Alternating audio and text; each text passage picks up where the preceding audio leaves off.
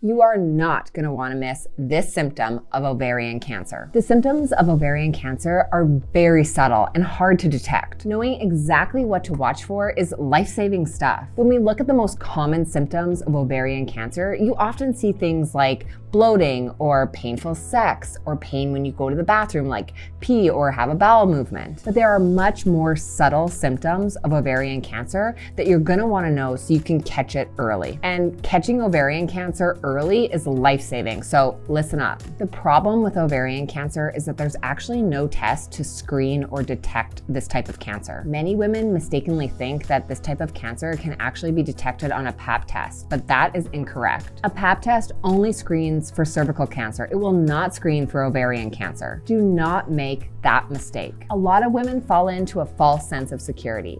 They're up to date on their pap test, so nothing to worry about, right?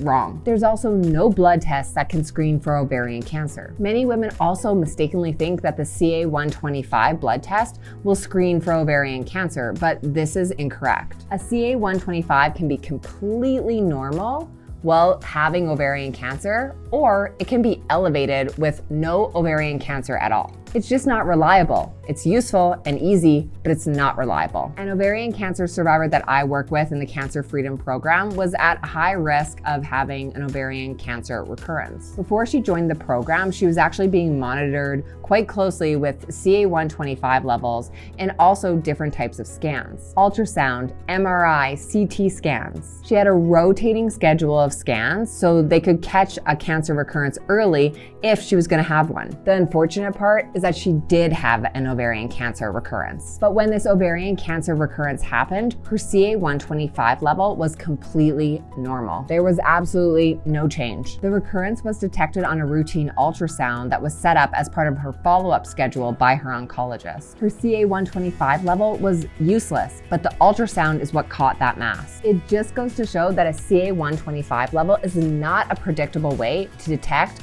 ovarian cancer or an ovarian cancer recurrence. So where does that leave you? With no reliable way to quickly and easily screen for ovarian cancer, what do? Well, the answer is not great. This actually leaves you to detect ovarian cancer all on your own through subtle and nondescript symptoms. It's super scary, right? But it's true. And the best way to protect yourself is to know the signs and symptoms so you can detect them early and seek help fast. So I want to share with you my number one symptom that I had before I was diagnosed with ovarian cancer. And you're not going to find this symptom on any typical list of ovarian cancer symptoms. Every time I share this with women, they are shocked and surprised because they've never heard this before. But then before long, there's always other ovarian cancer survivors who agree they had the same symptom. But let me go back to the beginning and tell you the whole story so you get a really good appreciation for how I realized this symptom. Knowing this story might save your life.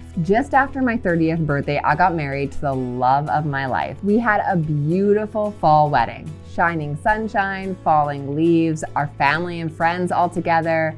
It was a perfect wedding. We were just starting our lives together. We were doing the things that everyone does at this stage of life. Getting married, we had just bought our first house, we were advancing in our careers. It was a really exciting time. After our wedding, we went on our honeymoon, 2 weeks in Italy and Greece.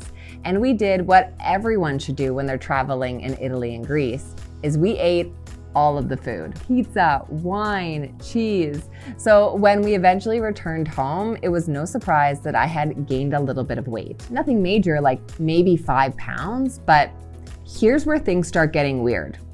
Really weird. After I got back home, back to the gym, back to eating healthy, I wasn't losing any weight.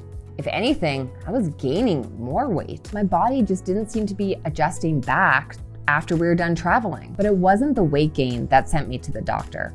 It was something else. You see, all along, I was having this nagging feeling inside of me that something wasn't right. It was this intuition combined with one red flag symptom that got me to take action. But my intuition or gut feeling or inner voice, it was screaming at me. I just couldn't shake this feeling that something was wrong. As women, we need to listen to that voice. These subtle symptoms are very difficult to detect, so we need to rely on our intuition. Trust your gut. And if you go to a doctor and you're dismissed about your symptoms, but you still feel like something's wrong, then you need to push forward. You owe it to yourself. But that one main symptom that sent me to the doctor, it wasn't weight gain, it wasn't my intuition, it also wasn't bloating or fullness after I was eating. There were no changes in my period or my bowels. I wasn't having any pain after sex. This was literally the only symptom I had, heartburn. I had heartburn all the time. It came out of nowhere and it didn't matter what I ate. I had never had heartburn before, but now I was struggling with it all the time. So this was very strange and I went to the doctor to get it sorted out. Some people actually say that we shouldn't share these symptoms of ovarian cancer because they're so common and it might just end up scaring women. So now every time you have heartburn, you're gonna think, oh my gosh, do I have ovarian cancer? But until we have a better way to detect ovarian cancer, women need to be aware of all the symptoms that could possibly lead to ovarian cancer. This is the only thing that might actually save your life. After being diagnosed with ovarian cancer, I started down the very long treatment path. It started with intensive surgery to remove a tumor that was very large and located on my left ovary. 35 staples to put me back together. So can you believe me when I say that this was actually the easy part? The surgery recovery was actually pretty quick. I was in great physical shape heading into surgery. I had always been athletic, I had always lifted weights, been a runner, I ate healthy, so my recovery was overall pretty straightforward. A lot of people mistakenly think that this next part is the worst, chemo, but it wasn't at all. Don't get me wrong, chemo is hard, like really hard. I did 4 rounds of very intense chemo.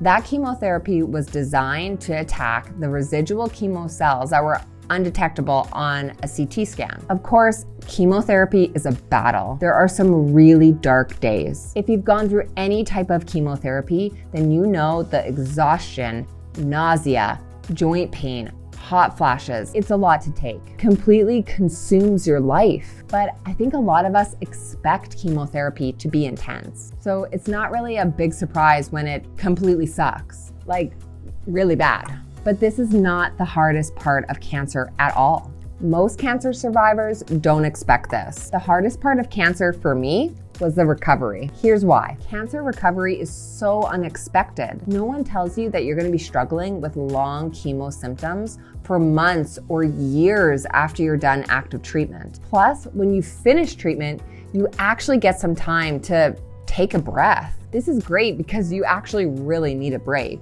But it's bad because you get a moment to slow down, and that's really when all the emotions hit you. Everything that just happened to you. Cancer recovery also takes so long. No one tells you the side effects are gonna linger for months. That's exactly what happened to me until I realized how I needed to support my body to recover from cancer and chemotherapy. I was fortunate to be able to pull on my knowledge from my doctorate in cancer care and create a very clear cancer recovery plan, recovering from cancer faster and staying in remission even 6 years later. It's this part of cancer during the recovery where you actually get to decide that you can pick up and live again, getting back to life and getting back to yourself, shedding that cancer patient identity and reclaiming your life again. That living part again, escaping the fear and really feeling cancer freedom, that is what you need. That's exactly why I linked up this next video here to show you exactly how to live an anti-cancer life. This is really important stuff, so I'll see you in there.